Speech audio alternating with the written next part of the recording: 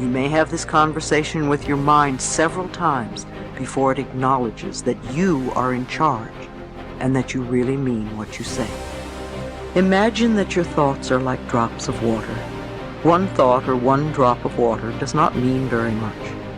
As you continue to repeat the same thoughts over and over, you first notice a stain on the carpet, then there's a little puddle, then a pond, and as these thoughts continue, they can become a lake and finally an ocean. What kind of ocean are you creating? One that is polluted and toxic and unfit to swim in? Or one that is crystal clear and blue and invites you to enjoy its refreshing waters?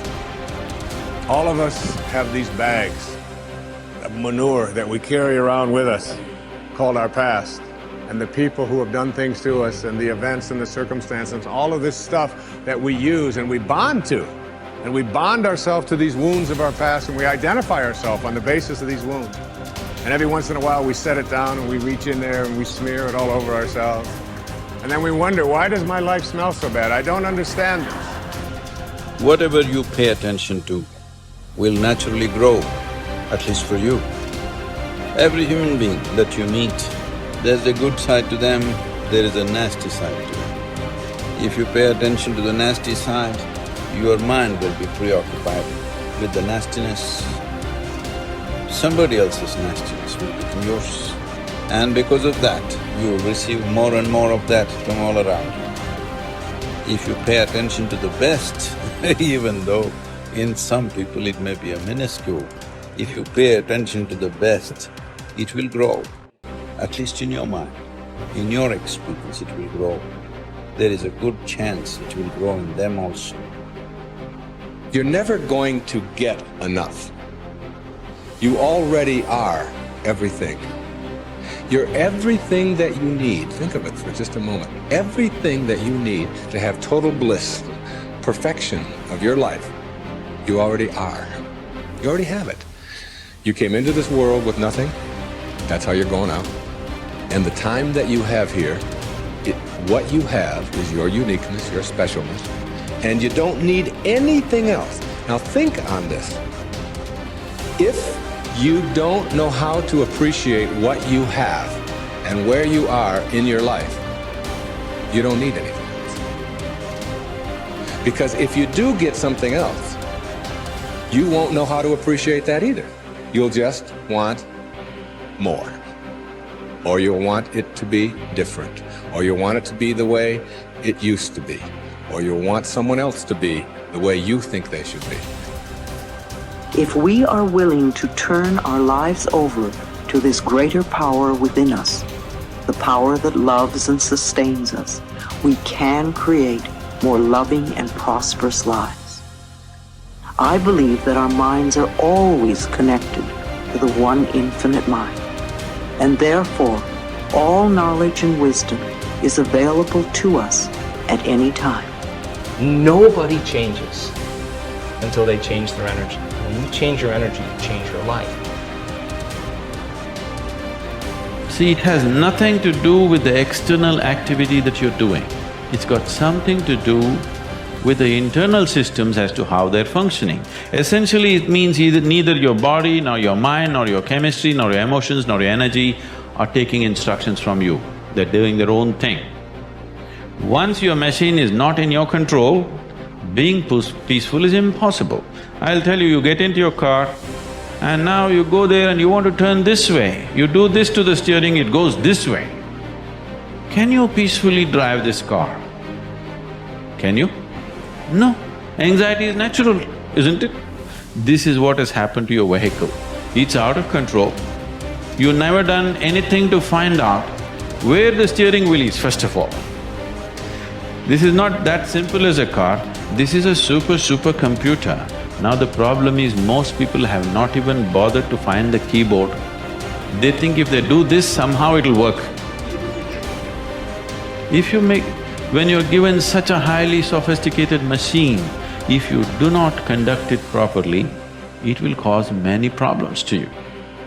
By accident it's working. I want you to know this is made this way. If you hold your hands like this, it'll breathe one way. If you just turn it around, the very way you breathe, the breathing pattern itself changes in your lungs. You can try it if you want when you have the time. This way, this way. I'm saying everything that you do, fundamental changes are happening in this machine because it's such a sophisticated machine. It's more than a touch screen. If you just wish it, it will happen. When you have such a sensitive and sophisticated machine and you are operating like a blacksmith, then being peaceful seems to be difficult.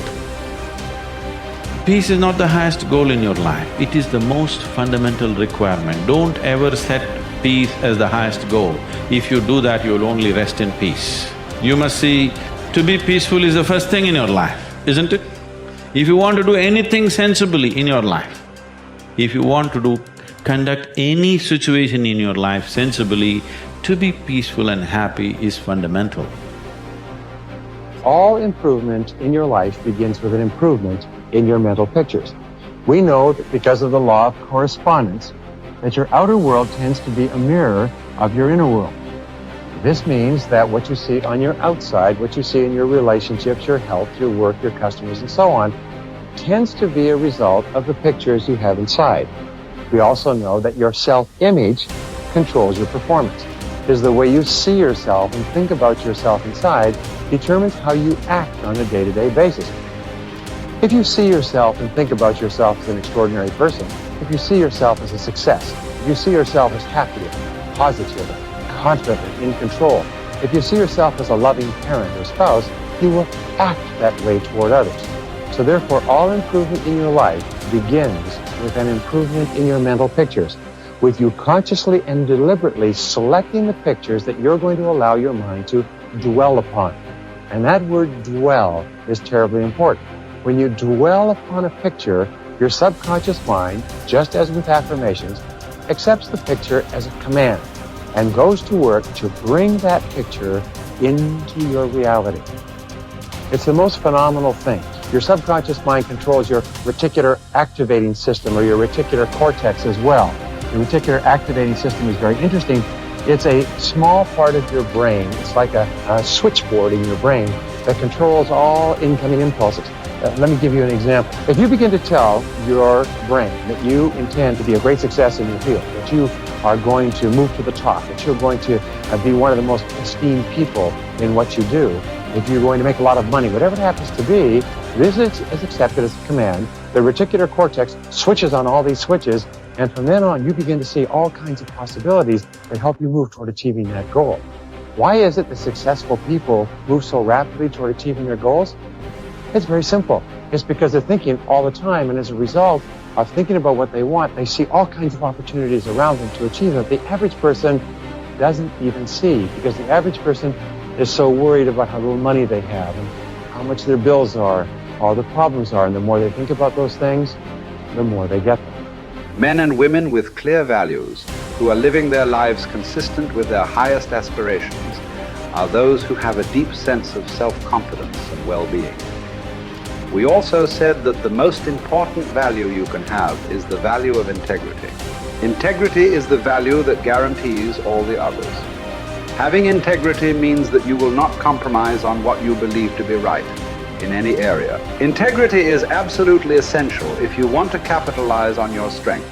It means more than anything looking at yourself honestly and making your decisions based on the fact that you are an extraordinary human being. Your feelings are very valuable clues to your choices and behavior. Your peace of mind and personal satisfaction is perhaps the most accurate guide you will ever have to doing what is right for you. To follow your heart, you don't necessarily need to make dramatic changes in your life or in your relationships. What you do need to do is to see yourself honestly as you really are, and have the courage to channel your energies and focus your strengths into your areas of greatest potential. When you do this, you will soon realize that you have made one of the best decisions of your life. Each person has great strength and potentialities, and each person is put on this earth to harness those strengths and apply them to benefiting themselves and mankind. The life stories of the great men and women of history are usually stories of people who discovered their strengths and utilized them to the fullest degree.